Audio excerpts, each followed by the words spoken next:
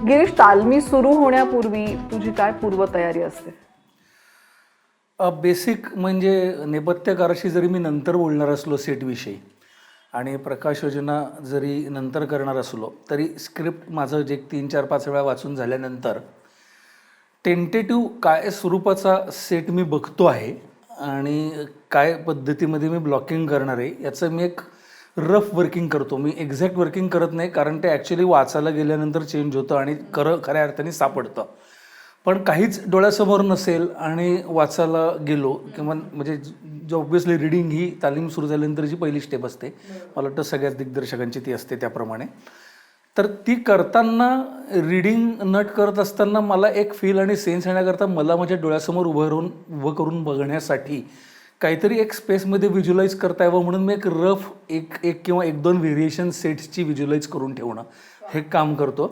की वाचत असताना मी आता हा जिना उतरून हे वाक्य इथे बोलू शकेल किंवा हा सीन इथे ब्लॉक करता येऊ शकेल, मग असं केलं तर हा फास्ट करता येईल किंवा कसं करता येईल, असं परम्युटेशन कॉम्बिनेशन ॲक्च्युली ते करण्याच्या आधी आणि त्याच्यामध्ये हे होऊ शकेल असं मला वाटलं की ते थोडंसं मला ओके वाटतं किंवा हा याचं काहीतरी करायला पाहिजे. पण मग आणि हे एक बेसिक थोडं वर्क असलं की जेव्हा ॲक्च्युअल सेट करायची किंवा हे करायची वेळ तेव्हा नेपथ्यकाराबरोबर बोलताना किंवा लाईटमन जर मी नसेन तर वेगळा असेल तर त्याच्याबरोबर बोलताना मला त्याचा उपयोग होतो. सो तालीम सुरू करण्याच्या आधी मी तो रफली व्हिज्युअलाइज करून ठेवतो. कधी कधी तोच फायनल होतो, कधी कधी पूर्ण वेगळा बदलतो.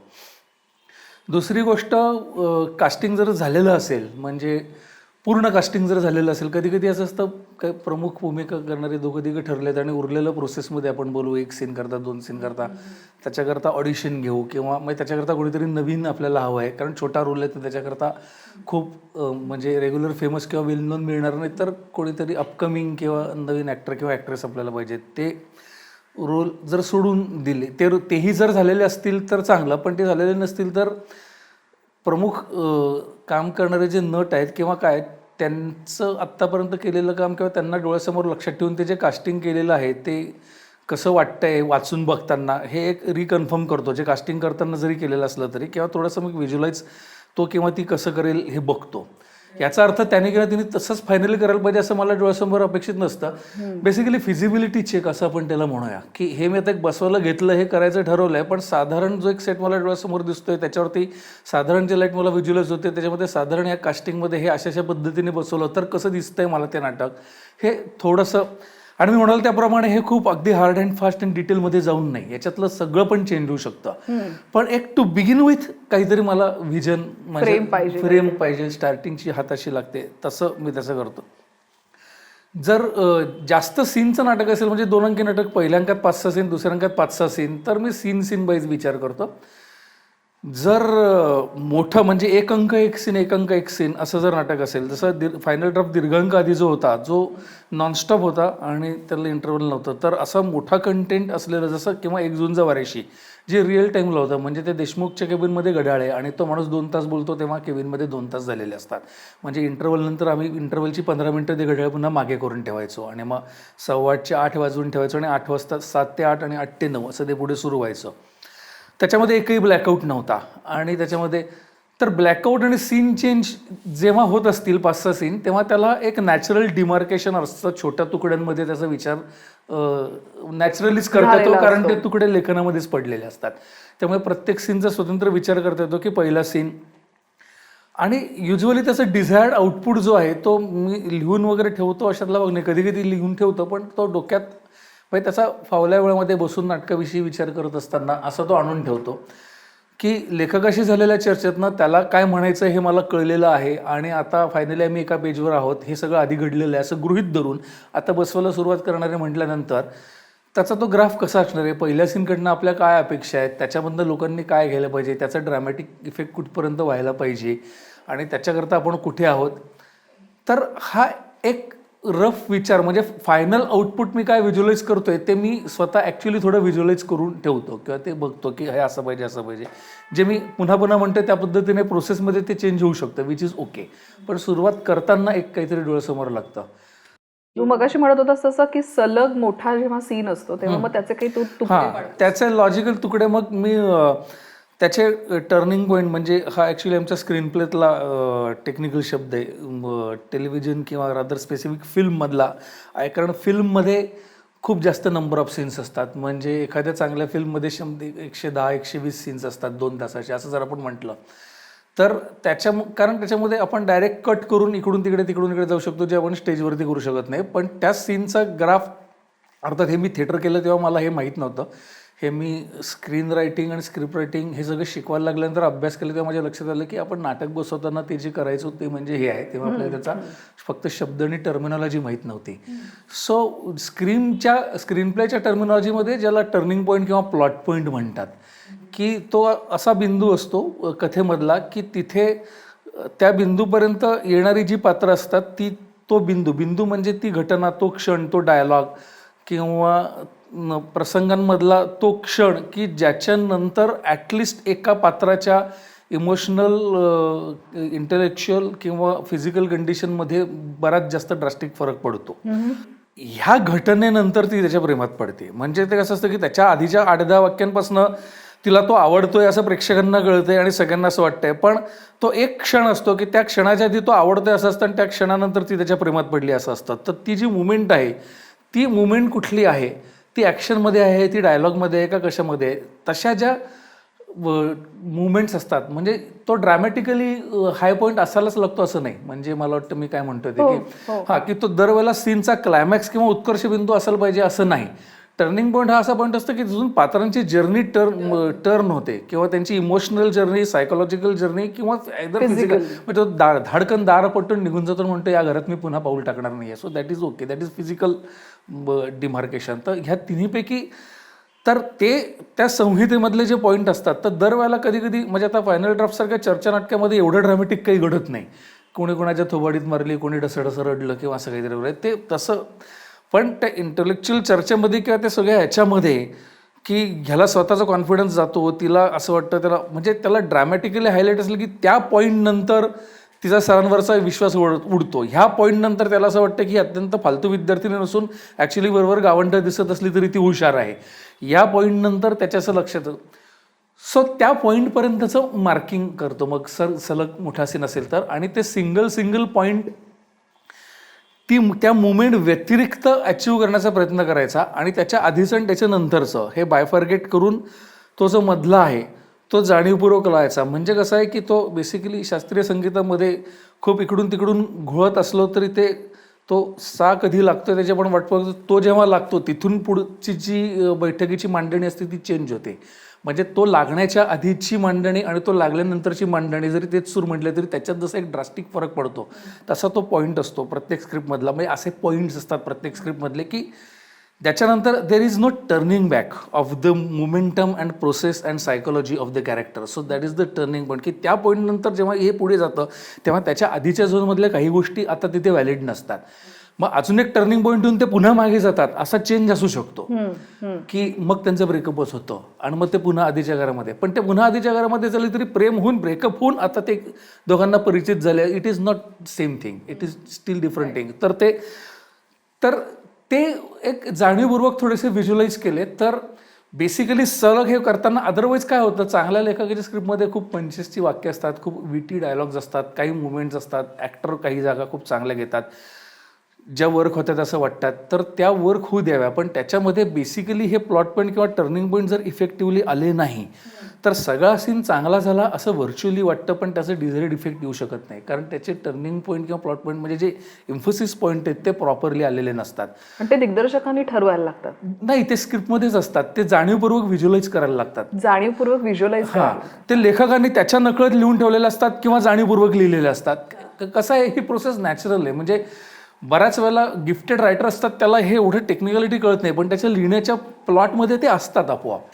हे क्रूडली बेसिकली पॉईंट एकदा जर मार्क केले जे सीनमधले, जे डायनॅमिक्समधले ओव्हरऑल, तर मी म्हणाल तसं जास्त नंबर ऑफ सीन्स असतील तर बऱ्याच वेळेला त्या ब्लॅकआउट नंतर जो पुढचा सीन सुरू होतो त्याच्यामध्ये ते वेगळे असतात पात्र. कारण ते मध्ये काहीतरी आपण टाईम लॅप्स असतो घडलेलं असतो ते पण ते जेव्हा नसतील तेव्हा हे मी व्हिज्युअलाइज करण्याचा प्रयत्न करतो. नॉट दॅट ते सगळे 100% परफेक्शनमध्ये तालीम सुरू करण्याच्या आधी कळतात. ते त्याच्यापैकी 60% व्हिज्युअलाइज होतात तालीम सुरू केल्यानंतर, आणि रिडिंग करता करता पुढचे आणखीन व्हिज्युअलाइज होतात किंवा सापडत जातात असं आपण त्याला म्हणूया. पण एक साधारण त्याचा अंदाज असला की बेसिकली त्याचा ग्राफ किंवा त्याचा फ्लो, आणि मग जे वाचनामध्ये होतं की नाही पण मी एवढं चिडून बोलीन का नाही, पण मग माझा आवाज एवढा हे होईल काय, मग मी एवढं इमोशनल होईन का नाही, किंवा मग मी हे असं करीन का नाही, असे जे प्रश्न नटांना पडतात कारण सलग वाचत असताना, तर त्याची उत्तरं देताना किंवा ते मनामध्ये कन्व्हिन्स करताना हे इथून ह्या पोर्शनमध्ये तू साधारण असं असशील, इथून याच्यामध्ये असं असेल, इथून याच्यामध्ये असं असेल, असे मला तुकडे दिसत आहेत, असं फ्रॅगमेंटेशन करायला सोपं जातं. कास्टिंग करताना बाह्यरूपाखेरीज तुझे काय निकष असतात?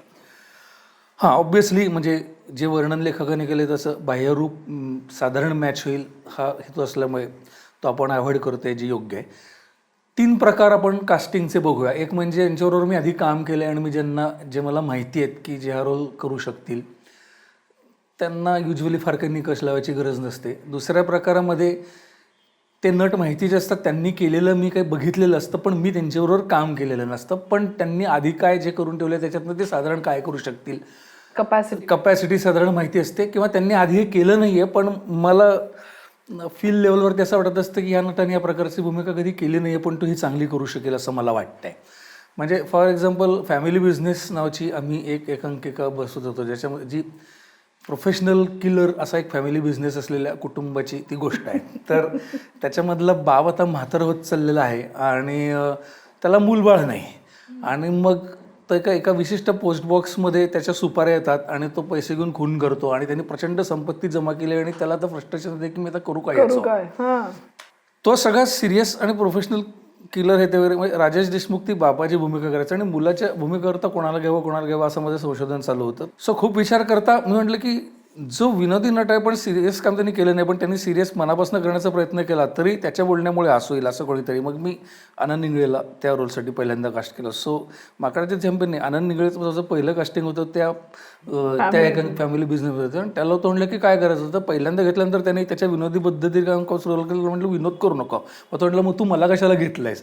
तर म्हटलं की बरोबर आहे पण तू विनोदी अभिनय करायचा नाही, ह्याच्याकरता घेतलं अत्यंत सिरियसली तू रोल कर, एकही माणूस हसला नाही पाहिजे. असं हे मी तुला खोटं सांगितलं, म्हणजे हसलेलं मला चालणार होतं पण त्यासाठी तू काही करायचं नाही, हे मला बेसिकली मेसेज द्यायचा होता.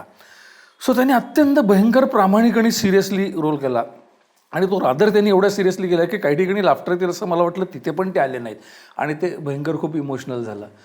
सो ह्या पद्धतीचं कास्टिंग की जे मी उदाहरण म्हणून सांगितलं की नोन नटे, त्याच्या आधी मी आनंदबरोबर काम केलेलं नव्हतं, तर तो त्याचं कामं मी पाहिलेली होती, तो काय प्रकारचं काम करतो ते मला पाहिलं होतं, पण समहाऊ हे वेगळ्या प्रकारचं काम करू शकेल असं मला वाटलं. हे कधी कधी चुकतं पण ऑब्व्हियसली, पण नॉर्मली जेव्हा बरोबर येतं तर तो माझा दुसरा निकष असतो. आणि तिसरा निकष म्हणजे जसं मी मगाशी म्हणालो त्याप्रमाणे आयदर छोट्या रोल करता किंवा मोठ्या रोल करता कोणीतरी नवीनच पाहिजे असं वाटत असतं, आणि नवीन ॲक्टर किंवा ॲक्ट्रेस हे फार काही काम केलेलं नाही आहे की आधी केलेली कामं बघून ठरवता शकेल. बाह्य रूपामध्ये बसतो आहे किंवा बसते आहे, जसं दिसायला पाहिजे त्याच्या जवळपास आहे, आणि आपल्याकडे आता 4-5 ऑप्शन आहेत, तर त्याच्यामधनं कोणाला निवडावं असा जेव्हा प्रश्न येतो त्या थोडं लॉंग प्रोसेसमधनं करायला लागतं, आणि कधी कधी ते चुकतं. कधी कधी म्हणजे रादर चांगलं कास्टिंग हे सिलेक्शननी होत नाही, ते काही दिवस तालीम करून बघितल्याशिवाय कळत नाही. म्हणजे बेसिकली ऑडिशन प्रोसेसवर माझा फारसा विश्वास नाही. याचं कारण असं आहे की जे चांगले ऑडिशन देऊ शकतात ते दरवेळेला चांगले नट असतातच असं नाही, आणि बऱ्याच वेळेला ॲक्च्युली जे खूप चांगले नट असतात त्यांचे ऑडिशन्स खूप वाईट असतात. म्हणजे ते खूप चांगले नट याच्याकरता असतात की नीट पाठांतर करून डिरेक्टरनी इनपुट दिल्यानंतर आणि काय करायचं त्याचं त्यांनी प्रोसेस केल्यानंतर ते ज्या मॅग्निट्यूडचा परफॉर्मन्स देऊ शकतात, त्याची झलक दाखवू शकतील एवढी त्यांची ऑडिशन चांगली नसते. कारण बिकॉज ते प्रोसेस ते फायनल आउटपुटचे ॲक्टर्स असतात, ते शोकेसमध्ये ठेवण्याचे ॲक्टर नसतात. आणि पण म्हणून दरवेळेला converse is not also true. म्हणजे ऑडिशन वाईट झाली म्हणजे तो नट चांगलाच असेल असं त्याच्यावरून सूत्र काढता येत नाही, पण एका मायलेजच्या पलीकडे जाणारा नट हा ऑडिशनवरनं ठरवता येत नाही असं माझं मत आहे. कारण असे मला बरेच स्वतःचे वैयक्तिक अनुभव आहे, आणि बऱ्याच वेळेला जे खूप चांगल्या ऑडिशन देतात त्यांना स्वतःला प्रेझेंट कसं करायचं किंवा हजरजबाबीपणा किंवा त्यांची प्रेझेंटेबिलिटी जास्त असते. ह्याचा अर्थ ते खूप चांगले नट असतात असं नाही. म्हणजे त्या प्रेझेंटेबिलिटीच्या पलीकडे जाऊन जेव्हा आपण ब्रेड अँड बटर आणि कोअरचा किंवा स्ट्रेंथचं त्यांच्याकडनं काहीतरी एक्सपेक्ट करण्याचा प्रयत्न करतो तेव्हा ते कमी पडतात.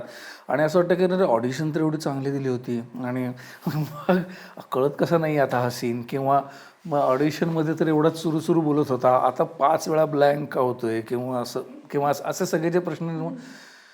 सो तर त्यामुळे ती ऑडिशन ही माझी खरं तर फारशी प्रोसेस नसते. तरी म्हणजे काहीतरी वाचून दाखव, अगदीच अनोळखी 5 माणसं समोर आली तर तो स्टार्टिंग पॉईंट ऑब्व्हियसली पहिल्यांदा असतोच त्याच्यामध्ये इकडे, की ठीक आहे तू हा तुझा सीन वाचून दाखव, तू बोलून दाखव, काहीतरी करून दाखव. पण मी त्या 5 जणांपैकी दोघांनी खूप चांगला वाचलं आणि तिघांनी खूप वाईट वाचलं ह्याच्यावरनं फार पटकन मत बनवत नाही. मग कशा नाही तर मग मी असं विचार करतो, जर त्यांची हरकत नसेल तर जे मी माकडाचे ते शॅम्पेन कमर्शियल करताना केलं, मग मी त्याच्यामध्ये 3 वेळा ॲक्ट्रेस बदलला. त्यांना म्हटलं की मला वाटतंय कदाचित तू करू शकशील, पण मला अजून खात्री नाही, तर 4-5 दिवस तालीम करून आपण ट्राय करून पाहिलं तर चालेल का. त्याला समोरचा नट हो म्हणाला तर आय विल प्रिफर दॅट.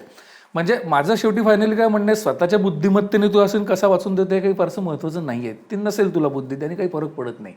मी सांगितल्यानंतर आणि ते रोल समजावून सांगितल्यानंतर ॲक्टर किंवा ॲक्ट्रेस म्हणून तू तो पॉवरफुली करू शकतो का, हे इम्पॉर्टंट आहे.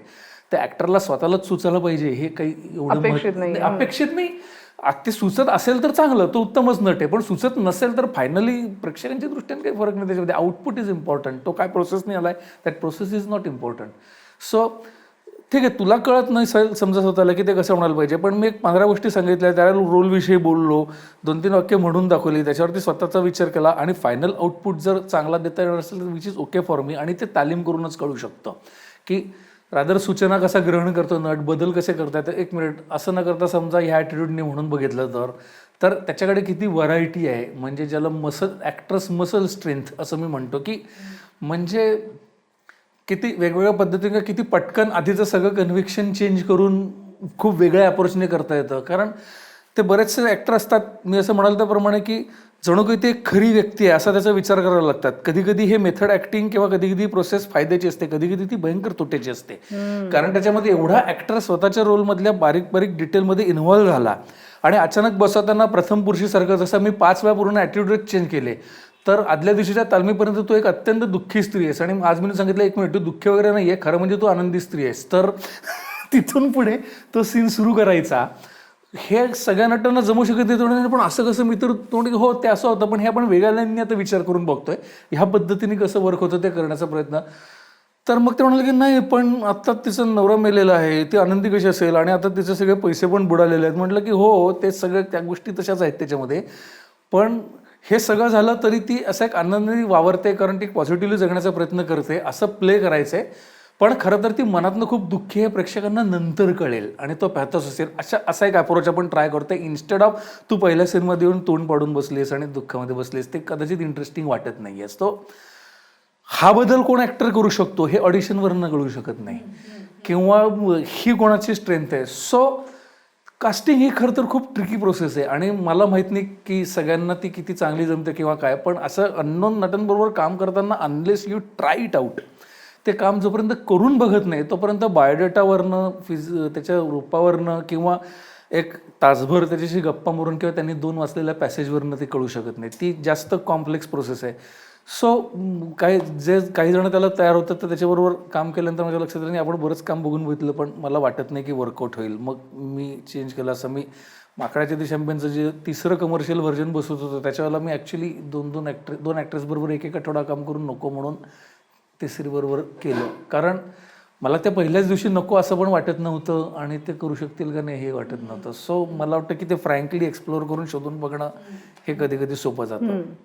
पण ऑब्व्हियसली मी असं कास्टिंग कमी केलं आहे, फ्रँकली सांगायचं झालं तर. मी कदाचित ज्यांच्याबरोबर काम केलं त्यांच्याबरोबर केलं आहे किंवा माहितीच्या नटांबरोबर केलं आहे, टोटल अनोळखी नटांबरोबर कधी कधी केलं आहे ते या फॉर्मॅटमध्ये. 2 अंकी नाटकाच्या तालमीचं नियोजन तू कसं करतोस?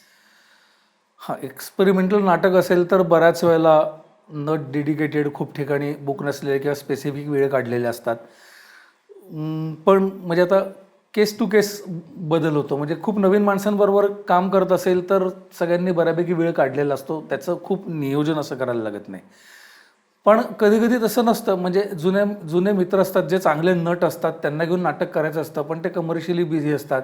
पण म्हणून सध्या तुझं सगळं चाललंय ते सोडून घरी बस आणि एक नाटककार असंही प्रॅक्टिकल नसतं, त्यांनाही बिलं भरायची असतात.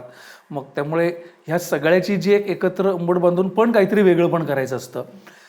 हे करण्याकरता तू जे म्हणतेस ते नियोजन कधी कधी करायला लागतं, जे आम्हाला माकडाच्या ती शॅम्पेनमध्ये बऱ्यापैकी करायला लागलं. म्हणजे विवेक बेळे हा हनुल फार्मास्युटिकल ह्या कंपनीत काम करतो, तर तो त्याचा डायरेक्टर असल्यामुळे तो एक विशिष्ट वेळ काम करून की मी 2 दिवस येणार नाही असा फोन करून मॅनेज करू शकायचा, कारण तो त्या पोझिशनला होता. पण आणि संदेश तशा अर्थाने फ्रीलान्सर होता, त्यामुळे त्याने वेळ काढला होता. पण शर्वणीची एक सिरियल चालू होती, आनंद इंगळेचं एक वेगळं नाटक आणि आणखीन काहीतरी वेगळं चालू होतं.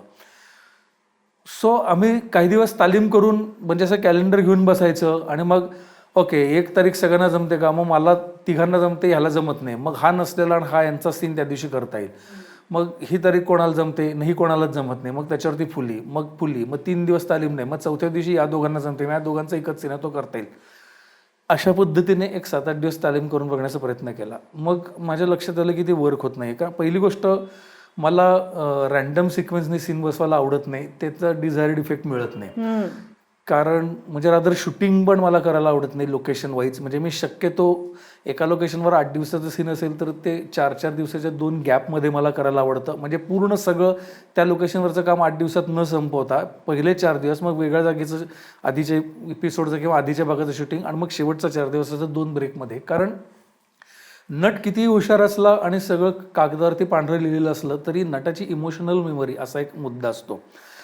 म्हणजे तो सीन करून नाटकामध्ये, टेलिव्हिजनमध्ये किंवा सिनेमामध्ये नट त्या भावनेमधून जात नाही किंवा त्याला स्पर्श करून जोपर्यंत येत नाही तोपर्यंत त्याच्यावर आधारित तो पुढच्या सीनमध्ये जे बोलणार असतो त्याला अर्थ प्राप्त होत नाही. धार येत नाही. धार येत नाही म्हणण्यापेक्षा तो इंटरनलाइज झालेला नसतो त्याला. म्हणजे पहिल्या सीनमध्ये तुझी आई जाते तेव्हा तू दुःखात आहे, मग शेवटच्या सीनमध्ये ते आठवून तुला रडायला येतं. असं म्हटल्यानंतर आई जाणं म्हणजे काय, त्याचं दुःख म्हणजे काय आणि त्याच्यावरनं रडणं म्हणजे काय, हे साधारण सगळ्याच बऱ्या नटांना जरी इमॅजिन, व्हिज्युअलाइज आणि एक्झिक्यूट करता येत असलं तरी तो एक स्पेसिफिक त्या नाटकामधला ती आई, तिचे रेफरन्स आणि ते पात्र त्याचे रेफरन्स, या रेफरन्समधनं तो जाण्याचा सीन ॲक्च्युली नटाने केलेला असेल आणि त्या इमोशनमध्ये जर तो असेल तर तो आठवून त्याच्या बॅकड्रॉपवरती तो सीन करताना आपण जे बोलतो आहे त्याला एक म्हणजे त्याच्या इफेक्टमध्ये फरक पडतो असं मला वाटतं बसवताना. इव्हेंच्युअली सगळं नाटक बसवून झाल्यानंतर आपण रन थ्रू जेव्हा करतो तेव्हा त्या सीनमधनं तो जाणारच असतो. पण सीन डोक्यामध्ये फिक्स होण्याची जी इनिशियल प्रोसेस असते त्या इनिशियल प्रोसेसमध्ये रॅन्डम सीन बसवताना किंवा पात्रांच्या वेळेच्या सोयीनुसार आज हे दोघे तर त्या दोघांचा 7वा सीन आधी बसवूया, आज हे 2 आहे तर त्या दोघांचा 2रा सीन आधी बसवूया, हे प्रॅक्टिकली किती सोयीचं असलं तरी ते इफेक्ट वाईज फारसं बरं नाही असं माझ्या लक्षात आलं. सो आम्ही मग बसून निर्णय घेतला आणि मग ही हातातली चालू असलेली सगळ्यांची सगळी कामं संपायला अजून किती वेळ आहे आणि त्याच्यानंतर 1 महिना किंवा 40 दिवस काम घेतलं नाही असं सगळे करू शकतायत का, एवढं हे नाटक अगदी करायचंच आहे का तुम्हाला, याचा कॉल घेतला. त्याच्यावर सगळेजण म्हणाले करायचेच आहे. मग आम्ही असं ठरवलं की 3 महिन्यानंतर या दोघांचं सगळं संपेल. मग आम्ही तो नाटक 3 महिने पोस्टपोन केलं आणि मग 3 महिन्यानंतर शर्वणी 40 दिवस पुण्यातून राहिली, अंड्या सगळं सोडून पुण्यातून दिवस राहिला आणि मग सलग 40 दिवस आम्ही बसलो. म्हणजे पहिल्या वाचनापासून ते पहिल्या शोपर्यंत सर्व नट पूर्ण वेळ आहे त्या पद्धतीने. सो मला ते ओल्ड स्कूलच बसवायला आवडतं असं माझ्या लक्षात आलं. ते ह्या नियोजन आणि म्हणून मुंबईत तालमी करणं मी फारसं प्रिफर करत नाही. म्हणजे मला मुंबईतलं कमर्शियल नाटकं असलं तरी मी तालीम पुण्यात करता येईल का असा विचार करतो. कारण तालमीला 1.5 तास प्रवास करून अगदी ड्रायव्हर जरी असला तरी त्या गाडीत शेजारी बसून पण मेंटल फटीग येतो रस्त्यावरचं ट्रॅफिक बघून आणि 1.5 तास प्रवास करून 1.5 तास परत जाताना आणि व्यवधानं. आणि मग मुंबईत असेल तर लोभी नट मी पटकन त्या फेस्टिवल त्याच्या ह्याच्यामध्ये नाचून येऊ का, मला त्याचे खूप पैसे मिळत आहेत वगैरे, मग एवढे पैसे सोडावे लागतात, त्याचं दुःख त्याच्या चेहऱ्यावरनं असं उथंबत असतं, त्याला नाही म्हणायला भयंकर जड वाटतं. मग तो कुठेतरी जाऊन उशिरा तालमीला येणार. तर ह्या सगळ्या पद्धतीमध्ये काय होतं की जरी हे प्रॅक्टिकल असलं तरी ते फारसं बरं होत नाही आणि हार्मोनाइज पद्धतीने होत नाही. तर नॉर्मली मला म्हणजे पहिल्या रिडिंगपासून प्रयोगापर्यंत ती प्रोसेस सलग असेल तर आवडते. आणि मग बेसिकली त्याचे टप्पे जर म्हटले तर जे मला वाटतं स्टँडर्ड असतात त्या पद्धतीने, म्हणजे रिडिंगवरती जास्त वेळ, मग ब्लॉकिंग, मग विथ प्रॉपर्टी, अशा पद्धतीनेच त्याचे पुढचे टप्पे असतात. तुझी नटांबरोबर काम करायची पद्धत कशी आहे त्याविषयी मला थोडं विचारायचं आहे की संहिता, त्यांची व्यक्तिरेखा समजून कशी देतोस तू? ओके, सुरुवातीला म्हणजे 2 भाग करूया की वेल नोन आणि आधी बरीच काम केलेले नट की ज्यांना एक बेसिक अनुभव आहे आणि त्यांना काही बेसिकपासून सांगायची गरज नाही आहे, त्यांना एक स्किल सेट आहे. त्यांना ऑब्व्हियसली मला हे वाक्य असं म्हणायचं, असं उभं राहायचं, हाताचं कसं करायचं इथपासून सुरुवात करावी लागत नाही, कारण ते त्यांना येत असतं. आणि काही नट जे चांगला अभिनय करू शकतील असं वाटतंय, पण त्यांचा अनुभव कमी आहे, त्यामुळे त्यांना हा प्रॉब्लेम थोडासा येऊ शकतो. ह्या 2 कॅटेगरीत जर आपण केलं तर नॉर्मली साधारण रोलविषयी कल्पना आपण कास्टिंग करतो तेव्हा काय रोल आहे असं विचारतो तेव्हा एक 1 लाईन किंवा एक साधारण थोड्याशा वर्णनाने सांगितलेलं असतं, त्यामुळे त्यांना एक रफ आयडिया त्यांच्या डोक्यामध्ये असते. कधीकधी त्यांनी संहिताही पूर्ण वाचलेली असते, म्हणजे तालमीच्या पहिल्या दिवशी अच्छा असा पण डायलॉग आहे माझा, असं बऱ्याच वेळेला सरप्राईज नसतं. आणि कदाचित तालीम सुरू करण्याच्या आधी नाटक लिहून रेडी असेल तर त्यांना घरीही दिलेली असते, तर त्यांनी ते 8-10 दिवस स्वतःची वाचूनही ठेवलेली असते किंवा त्याच्यावर काहीतरी विचार पण केलेला असतो. सो नॉर्मली प्रिन्सिपली खूप वेगळा विचार आणि काहीतरी फार रॅडिकल वेगळ्या दिशेचं असं जोपर्यंत नट काही म्हणत नाही तोपर्यंत भूमिका काय आहे, त्याचं स्थान काय आहे, त्याची संहितेमध्ये किंवा स्टोरीमध्ये गरज काय किंवा त्याचं पर्पज काय आहे, हे रादर बेसिकली मी एकदा पुन्हा इलॅबोरेट करून सांगतो. म्हणजे हे सगळं करत असताना हा रोल असा आहे तो चांगला करायचा ठीक आहे, पण टोटॅलिटीमध्ये गोष्ट म्हणून त्या भूमिकेचा स्कोप आणि लिमिटेशन काय आहे, की हा त्याचा स्कोप आहे पण ह्याच्या पुढे हे पात्र करू शकत नाही, हे पात्राचं लिमिटेशन आहे. कारण मेन धोका असा असतो की नट हा अत्यंत हावरट, लोभी आणि वल्नरेबल अशी एक जमत असते, त्यामुळे त्यांना जे संहितेमध्ये दिलेलं असतं ते तर सगळं हवंच असतं, पण जे नसतं ते पण काहीतरी चमत्कार करून जनरेट करता आलं आणि संपूर्ण 2 तास त्यांच्याचकडे लक्ष राहिलं तर ते हवं असतं. तर याला काही फारसं कोणी अपवाद आहे असं मला वाटत नाही. म्हणजे ते बेजबाबदार असतं तशातला भाग नाही, पण तो नटाचा नॅचरल इन्स्टिंक्टच असतो. रादर तो इन्स्टिंक्ट नसेल तर नट ॲम्बिशियस राहत नाही आणि तो चांगला प्रयोग करू शकत नाही, त्यामुळे किंवा चांगला परफॉर्मन्स करू शकत नाही. त्यामुळे दरवेळेला ही वाईटच गोष्ट असते अशातला भाग नाही, पण त्याचे वाईट परिणाम होऊ शकतात. तर ते होऊ नये याच्याकरता त्याचे स्कोप्स अँड लिमिटेशन खूप आधीपासून समजावून सांगणं की इथे हा रोल संपतो किंवा ही याची मॅक्झिमम लिमिट आहे आणि हा याचा मिनिमम एक्सपेक्टेड आउटपुट आहे. म्हणजे ह्याच्यापेक्षा कमी आउटपुट ह्या रोलने दिला तर तो वर्क होऊ शकत नाही आणि याच्यापेक्षा जास्त देण्याचा प्रयत्न करायचा नाही, कारण ते त्याच्या स्कोपमध्ये नाही. हे थेरॉटिकली बेसिकली एकदा क्लिअर झालं की मग पुढे सगळ्या तालमीमध्ये प्रश्न निर्माण होणार असतात. ते सगळं म्हणजे हा समजा एक बोलत असतो त्यावेळेला मी खिडकीच्या बाहेर बघून हसलेच तर वगैरे असे प्रश्न येत नाही. तर नाही म्हणजे फॉर दॅट मॅटर की कोणीतरी 2 पात्र बोलतात तर मी नुसतीच बसून येतो की नाही, हे सगळं नुसतेच बसले तर समजा मी मध्ये मध्ये खिडकीच्या बाहेर बघून हसले तर म्हणजे ते डिस्टर्बिंग होईल, खूप लोकांचं उगाच तिकडे लक्ष जाईल, आत्ता ते दोघं बोलतायत तू नुसतंच बसून राहा वगैरे असं. पण असे जे प्रश्न आहे ते पुढे निर्माण होत नाही जर त्यांना त्यांच्या स्कोप्स अँड लिमिटेशन आणि प्रत्येक सीनमधलं त्यांच्याकडनं काय एक्सपेक्टेड आहे रफली.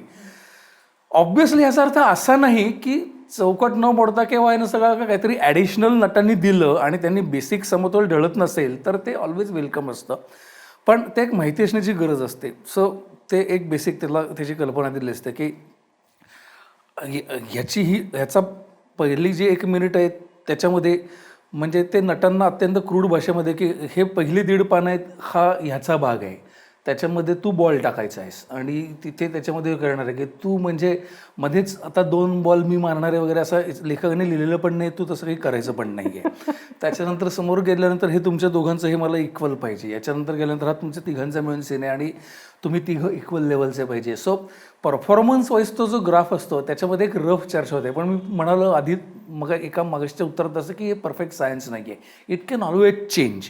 कारण नटाची काही सजेशन एवढी चांगली असते की असं आधी ठरलेलं नाही, असं संहितेमध्ये नाही, पण हा चेंज घेऊन पुढे केलं तर खूप जास्त मनोरंजक हातात लागू शकतं. सो जर गेन खूप जास्त मोठा असा व्हिज्युअलाइज झाला तर तो बदलू शकतो, तो असा काही खूप हार्ड अँड फास्ट नसतो. सो बेसिकली तो आम्ही साधारण एकदा बाउंड्री सेट करतो, मग वाचनाला सुरुवात करतो. वाचनाला सुरुवात केल्यानंतर मुळामध्ये काय रोल आहे ह्याच्याबद्दल त्याच्या नटाच्या म्हणजे एकदा रोल समजल्यानंतर पात्र काय आहे याच्यात त्यांनी काहीतरी विचार केलेला असतो, जुना नवीन. नॉर्मली तो खूप आधीपासनं प्रत्येक वाक्य किंवा ॲटिट्यूड किंवा हे काय करायला पाहिजे असं मी करत नाही. त्याच्यामुळे नट ब्लॉक होतो आणि रोल आर्टिफिशियल होण्याची शक्यता असते. त्यामुळे एक बराच मोठा काळ जो आहे तो नटाला त्याच्या बुद्धीने, विचाराने आणि इम्पल्सनी जे करावंसं वाटतं ते मी करू देतं किंवा ते करू द्यावं असं मला वाटतं. त्याच्यामध्ये अगदीच मी म्हणाल तसं रॅडिकल किंवा खूप खटकणार असेल तर तो नाही हे ह्या लाईनवरती नाहीच चालणार, याचा तो आता विचारच करू नको. पण जवळपास असेल तर खूप परफेक्शन करता हे वाक्याच्या ऐवजी असं म्हटलं तर इथं हे तसं केलं तर हे एवढं खूप आधी करायला घेत नाही. कारण कधी कधी ते वाचनात सापडतं, कधी कधी ते त्या एकट्याच्या नटावर नसतं, समोरचा ज्याच्या नटाबरोबर तो सीन आहे त्याचा पीच, त्याची बोलण्याची पद्धत, त्याचा बोलण्याचा रिदम, त्याची इंट्रॅक्शनची मेथड ह्याच्यावरती सुद्धा ते डिझाईन होत असतं. सो ते असं नाही की एका माणसाला तू कसं काम करायचं आहे, ते बेसिकली गिव्ह अँड टेक असल्यामुळे तसं खूप आपल्याला नियमही घालता येत नाही. ते वाचनातनं हाताला लागतं. हे सुरू केल्यानंतर खूप ज्याच्याबरोबर आधी काम केलं आहे त्या नटाविषयी मला कल्पना असते, पण काम न केलेल्या नटांचे जे 2 स्पेसिफिक झोन्स असतात त्याचा अवेअरनेस मला येण्याची गरज असते. एक म्हणजे नटाचा कम्फर्ट झोन आणि एक म्हणजे नटाचा डिस्कम्फर्ट झोन असं आपण म्हणूया, जे प्रत्येक नटाचे असतात. सो काही नट हे जाणीवपूर्वक करतात, काही नटे भांडून करतात आणि काही नटांच्या हातून ते अनहूटपणे घडतं. ते असं की समोर आलेला रोल आणि समोर आलेली प्रत्येक गोष्ट ते आपल्या कम्फर्ट झोनमध्ये कन्व्हर्ट करून तो रोल करण्याचा प्रयत्न करतात. की ज्याच्याविषयी त्यांना माहिती आहे की असा पॉज घेऊन मी वाक्य बोललो की लाफ्टर येतो, मी ह्या पद्धतीने मोनोलॉग घेतलं की इफेक्टिव्ह होतो, जे त्यांना त्यांच्या आधीच्या अनुभवावरनं माहिती असतं. तर नवीन आलेला टेक्स्ट किंवा नवीन आलेली स्क्रिप्ट ही कशा पद्धतीने इंटरप्रिट किंवा परफॉर्म करायची ह्याच्यावरती बोलणं चालू असताना मी म्हणाल तसं की काही जण मुद्दाम करत नाहीत, जाणीवपूर्वक करत नाहीत, पण तो काय म्हणतात की हिडन किंवा बॅकग्राऊंड मेकॅनिझम असतो त्यांचा, की नॉर्मली 99% वेळा नट त्यांच्या कम्फर्ट झोनमध्ये आलेलं स्क्रिप्ट मोडून त्याच्यामध्ये ते कसं बसवतील असा त्यांचा सुरुवातीच्या काळातला अप्रोच असतो. आता कधी कधी असं असतं की काही चांगल्या नटांना आपण ते जे काही चांगलं करू शकतात त्याच्यासाठीच घेतलेलं असतं, त्यामुळे त्यांनी दरवेळेला त्यांच्या कम्फर्ट झोनच्या बाहेर जाऊन काहीतरी वेगळंच करायला पाहिजे अशी अपेक्षा असते असं नाही. पण त्यामुळे त्यांनी सगळंच त्या झोनमध्ये करणं सीनमधल्या प्रत्येक वाक्याला किंवा प्रत्येक मुवमेंटला सोयीचं असतं असं नाही. सो त्यांच्या कम्फर्ट झोनमध्ये किंवा त्यांच्या पॉवरफुल झोनमध्ये जाऊन सुद्धा जे सीन वर्क होण्यासारखे आहेत किंवा मूळ संहितेला किंवा रोलला बाधा पोचत नाही आहे ते त्यांना करू द्यावे अशा मताचं मी आहे. कारण त्याच्यामुळे इव्हेंच्युअली सीन चांगला होतो, इफेक्टिव्ह होतो आणि ते त्यांना जमत असतं आणि ते त्यांना चांगलं करता येत असतं. मुद्दा निर्माण होतं जेव्हा की ते काहीतरी वेगळ्या पद्धतीने करण्याचा प्रयत्न करतात आणि ज्या पद्धतीने व्हावं असं आपल्याला वाटते त्याच्याविषयी त्यांना कॉन्फिडन्स नाही आहे. नॉट नेसेसरीली ते करूच शकणार नाही.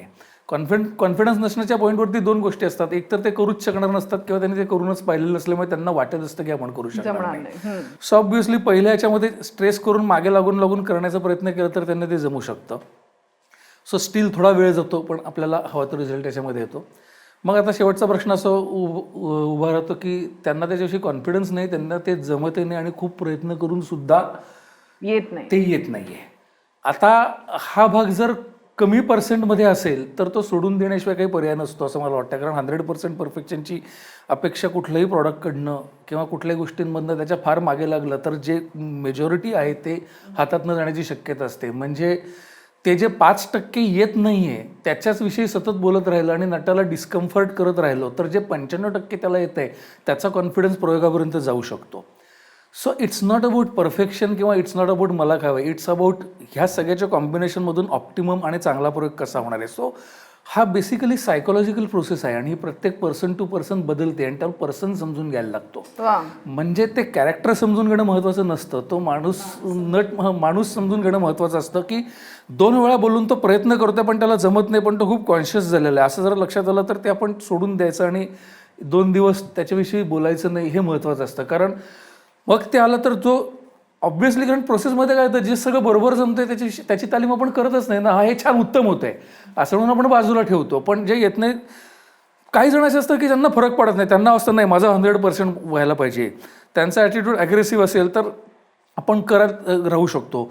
पण थोडा वेळ गेल्यानंतर जर असं त्यांच्या लक्षात आलं तर कुठल्या माणसाबरोबर आपण किती ॲग्रेसिव्हली ते परस्यू करू शकतो, कुठल्या नटाबरोबर आपण हे परस्यू करणं सोडून देणं सगळ्यांच्या दृष्टीने फायद्याचं आहे किंवा किती पुढे जाऊ शकतो आपण कोणाबरोबर आणि कुठल्या स्टेजला आपण डिरेक्टर म्हणून थांबायची गरज आहे हे सतत बघत राहायला लागतं. कारण आणि हे मी अनुभवातनंच बसवता शिकलो. म्हणजे सुरुवातीच्या काळामध्ये त्याच्यामधनं तिथे की म्हणजे बेसिकली कसं होतं की जसा कधी कधी तो ॲक्टरचा इगो इश्यू होतो तसा तो खूप सहज आणि सोप्या पद्धतीने बसवत असताना डिरेक्टरचा पण होऊ शकतो. जसा माझासुद्धा बसवताना काही वेळा झाला असू शकेल. तर त्याला असं वाटतं की एवढी साधी गोष्ट त्याच्या कशी लक्षात येत नाही आहे किंवा हे तो अचीव का करू शकत नाही आहे. बेसिकली नटाबरोबर काम करताना method, theatre, what is right and wrong, म्हणजे रोलची डायनॅमिक्स काय आहे, ह्या सगळ्या थेरॉटिकल गोष्टी असतातच, ते असायलाच पाहिजे. पण finally at the end of it सगळं झाल्यानंतर ते स्टेजवरती जो सादर करणार असतो त्यांनी ते केलं तर वर्क होतं, त्यांनी ते केलं नाही तर वर्क होत नाही. म्हणजे लेखक कितीही मोठा असो, दिग्दर्शक कितीही मोठा असो, लक्षात शेवटी अभिनय राहतो, नट राहतो आणि त्यांनी ते पोचवलेलं असतं. म्हणजे तो ते पात्र करत असतो, तो ते पात्र बनतो. त्याच्यामागे विचार कोणाचाही असेल, काही असेल. सो ते जे व्हेकल आहे आणि तो जर साशंक असला, स्वतःच्या मनामध्ये कॉन्फिडंट नसला किंवा प्रोसेसमधनं त्याचा कॉन्फिडन्स वाढायच्या ऐवजी त्याचा असलेल्या काही गोष्टींचा कॉन्फिडन्स आपण घालवला तर दिग्दर्शक म्हणून त्या प्रोसेसला काही अर्थ नसतो. सो दुसरी गोष्ट अशी असते की बऱ्याच वेळेला आपल्याला जे वाटत असतं नट जे म्हणत असतं ते इव्हेंच्युअली शोमध्ये नट जे म्हणत होतं ते बरोबर होतं असंही प्रूव्ह होतं. कारण मी म्हणालो तसं नट जसे वल्नरेबल असतात तसं त्यांना जो एक सेल्फ कॉन्शियस असतो त्याच्यामध्ये त्यांना तो एक इनर मेकॅनिझम असतो. चांगल्या नटांविषयी मी बोलतोय, म्हणजे जे बऱ्यापैकी प्रूव्ह केलेले किंवा चांगले नट असतात त्यांचा जो एक इनर सेन्स असतो ते शब्दात सांगू शकत नसले तरी इथे काहीतरी चुकतंय, इथे काहीतरी ड्रॅग होतंय, इथे काहीतरी बरं वाटत नाहीये.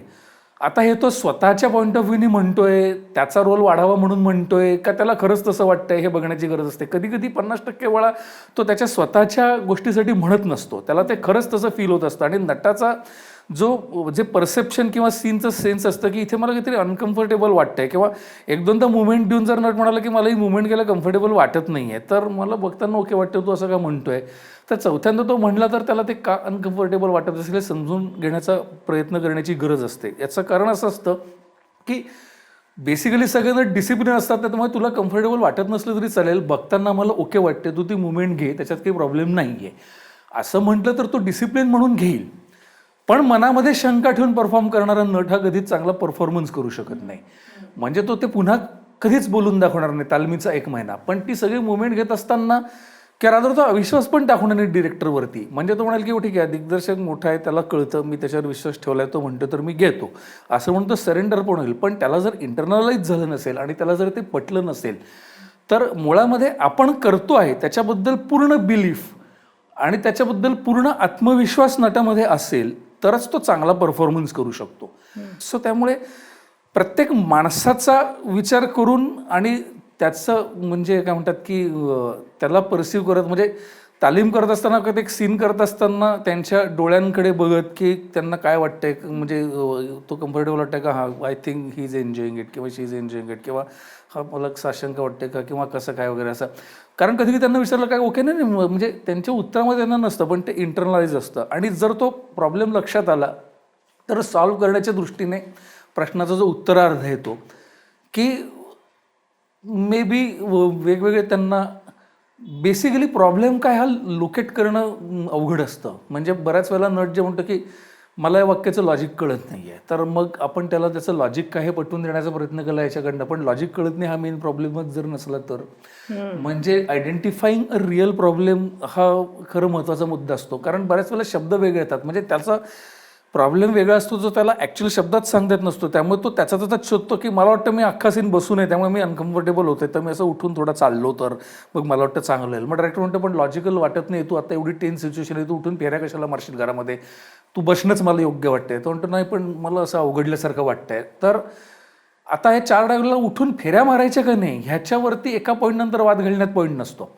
त्यानंतर बरं ओके मुळामध्ये फक्त बसून राहिल्यामुळे अक्रोड वाटतंय का कशामुळे वाटतंय, मग तू फेऱ्या मारून बघ, मग त्याच्यामुळे आता तुझं टोन एकदम सुधारला का नाही सुधारला, मग आता बसून बघ. सो रिअल प्रॉब्लेम शोधून घेण्याचा तो कधी कधी त्याला त्याच्या सीनमध्ये तो करतोय ते कन्व्हिन्सिंग वाटत नसतं आणि त्याला वाटत असतं की आपण खूप वेळ बसून राहिल्यामुळे असं होतंय. बऱ्याच वेळेला प्रॉब्लेम आणि तो कशामुळे असेल ह्याबद्दलचा आपला ॲनालिसिस हा बरोबर नसतो. 70% वेळा तो चूक असतो. म्हणजे बऱ्याच वेळा म्हणतो लाईटच आला नाही त्यावेळेला किंवा बऱ्याच वेळेला तो अपस्टेज झाला, मग माझा चेहराच आत गेला, तो दिसला नाही म्हणून मोनोलॉग इनइफेक्टिव्ह झाला. आपण आपल्याला नोन असलेल्या कारणांनी एखादं फेल्युअर किंवा सक्सेस ॲनालाइज करण्याचा प्रयत्न करतो आणि ते खूप वेळा चुकीचं असतं. टोटली वेगळ्या फोर्सेस किंवा टोटली वेगळ्या गोष्टी किंवा टोटली वेगळ्या सायकोलॉजिकल फेनॉमिनॉनमुळे त्याचं इफेक्टिव्हिटी कमी होत असते किंवा जास्त होत असते. त्यामुळे या नॉन पॅरामीटर्सच्या पलीकडे जाऊन विचार केल्याशिवाय काही प्रॉब्लेम ॲड्रेस करता येत नाही किंवा सॉल्व्ह करता येत नाही. सो प्रत्येक वेळी ती स्किलसेटशी संबंधित गोष्ट नसते. म्हणजे 3 ओळींचं वाक्य एका श्वासात तुला का म्हणता येत नाही आहे, म्हणजे की एवढं मोठं, म्हणजे समजा असा एखादा मुद्दा निर्माण झाला की एखादा नटल म्हणतो की तू मध्ये तोडून हे वाक्य बोलू नको, हे सलग म्हटलं तर उपयोग होत आहे, पण तरी तू तोडतोय. मग तो म्हणतो नाही माझा श्वास पुरत नाही. म्हणतो की असं कसं पुरत नाही. मग मी त्याला म्हणून दाखवतो, बरं तू म्हणून दाखव. अजून तो नटानं म्हणतो होतं मग श्वास पुरणार नाही एवढं मोठं वाक्यच नाही आहे, हे 3च ओळींचं वाक्य आहे, मग ते का म्हणता येत नाही.